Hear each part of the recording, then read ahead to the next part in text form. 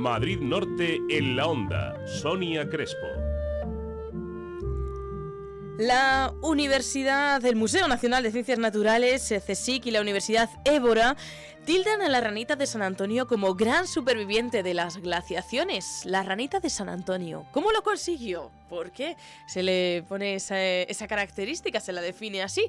Vamos a hablar de un último estudio publicado por este Museo Nacional de Ciencias Naturales con uno de sus investigadores, que es Íñigo Martínez Solano. Íñigo Martínez Solano, ¿qué tal? Muy buenas tardes. Hola, buenas tardes, ¿qué tal? Pues encantados de hablar unos minutos. Cuando hablamos de las grandes glaciaciones, de los supervivientes, nos imaginamos pues a grandes animales o seres, ¿no? En este caso vamos a ir a algo más pequeñito, la ranita de San Antonio. Vamos a explicar primero cuáles son sus características. Eso es, pues es una ranita de pequeño tamaño, que miden como unos 5 centímetros nada más los adultos.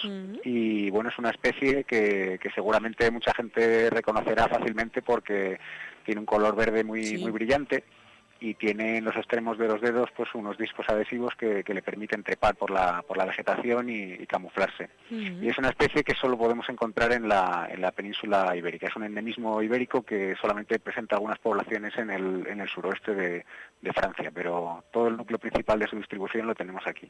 Bueno, no es el único endemismo. La península ibérica parece que fue refugio, ¿no?, de esas glaciaciones del Cuaternario, y por eso hay muchos endemismos en nuestra península. Eso es. Tenemos muchos ejemplos entre los anfibios, entre otros grupos animales, y este sería uno de ellos. La península ibérica, pues por sus características, por la topografía, por su localización en el sur de Europa, pues durante periodos fríos, durante el Pleistoceno, pues sirvió de refugio a las poblaciones de muchos animales, en este caso incluida la ranita de San Antonio. Claro, los animales que ya estaban aquí, ya estaban en el refugio, pero ¿por qué la ranita de San Antonio frente pues a otros familiares consiguió ser considerada gran superviviente? ¿Cuál fue la clave? Sí, pensamos que hay dos factores importantes que explican, porque nosotros habíamos trabajado antes con otras especies más típicas de ambientes más mediterráneos, más termófilos, y son especies que habíamos constatado que en la parte norte de su área de distribución en la península ibérica pues habían perdido mucha diversidad genética como resultado de estas fluctuaciones climáticas, ¿no? Y en el caso de la ranita de San Antonio lo que observamos es que presenta niveles altos de diversidad genética un poco por toda su área de distribución. Claro, cuando hablamos de diversidad genética, Íñigo, Íñigo, nos referimos a que, claro, pues que hay muchos miembros de los que parten, ¿no? Y si no hacemos el árbol genealógico y llegamos solo a una pareja de anfibios, eso quiere decir que tiene muy poca diversidad y que, claro, que los otros desaparecieron, ¿no?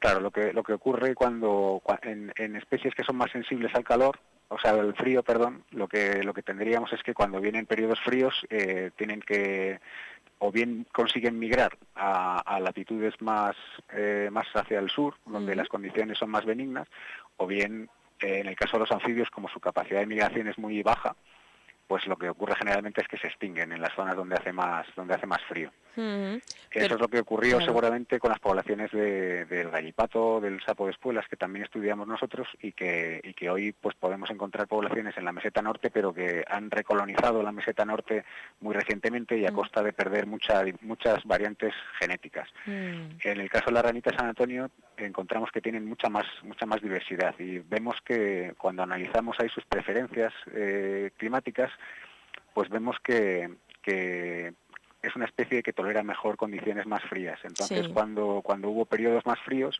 pues estas ranitas pudieron sobrevivir con mayor facilidad en esas áreas donde otras especies desaparecieron.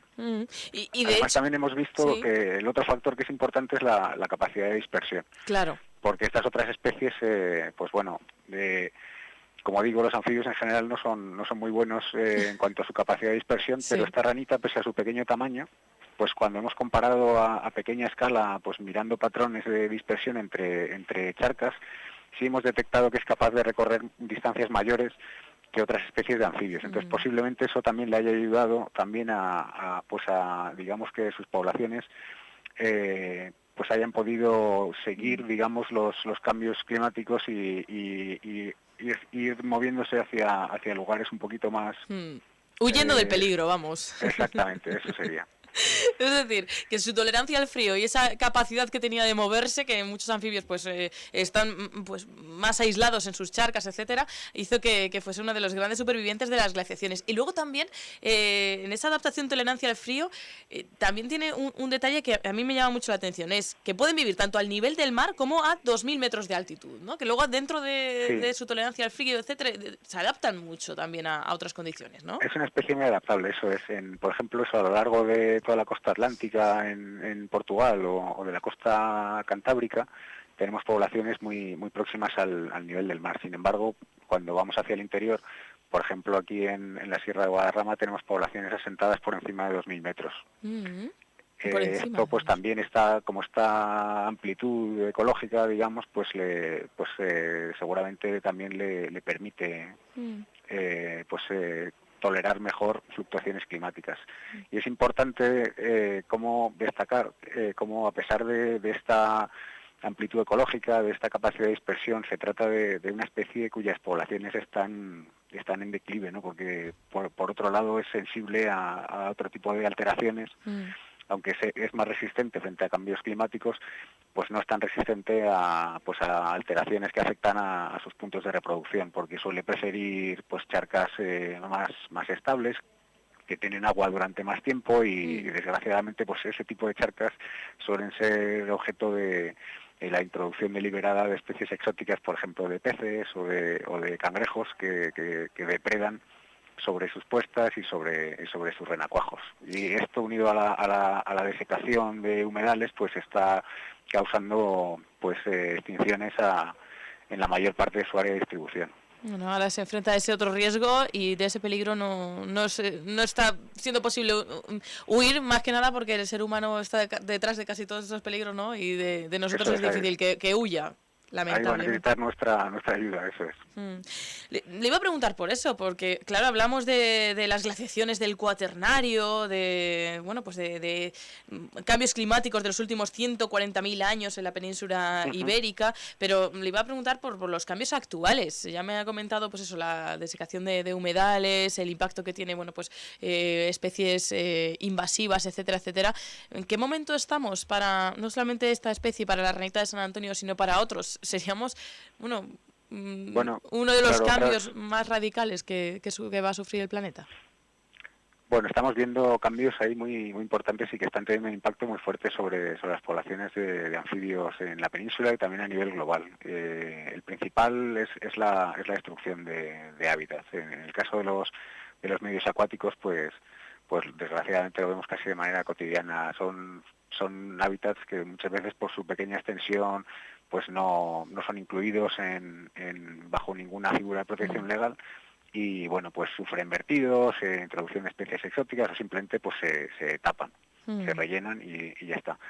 Además tenemos nuevas enfermedades infecciosas que están apareciendo y que están teniendo un efecto devastador sobre algunas poblaciones. Entonces es un momento delicado y realmente se necesita actuar y tomar medidas un poco que corrijan estos problemas, ¿no? Cuando se extingue, o sea, para muchas especies que a lo mejor no tienen la capacidad de dispersión que tiene la ranita de San Antonio, que desaparezca un punto de reproducción puede suponer la extinción local de toda una comunidad de anfibios. Entonces, pues bueno, debemos proteger estos medios e incluso pues crear nuevos puntos que favorezcan un poco la conectividad para favorecer a esas especies que no tienen esa facilidad para dispersarse, ¿no? Bueno, y además que claro, cuando hablamos de anfibios, pues pero es que son bioindicadores, ¿no? Siempre se ha dicho que los anfibios son un poco una de las primeras piezas que cae, ¿no? Pero que conlleva, pues cambios para todos, así que también hay que tenerlo en cuenta por ese lado. Sí, pues importante conocer también detalles como de la ranita de San Antonio, que a través de su historia, de esa gran superviviente de las glaciaciones, pues nos vamos a quedar también con ese último mensaje de conciencia, que no seamos nosotros de algo de lo que no se puede sobrevivir para muchas especies, como por ejemplo esta ranita que ha superado pues tantos peligros. Íñigo Martínez Solano, investigador del Museo Nacional de Ciencias Naturales, muchísimas gracias por haber estado con nosotros, enhorabuena por el trabajo. Muchísimas gracias a vosotros, encantado. Un saludo y hasta pronto. Un saludo.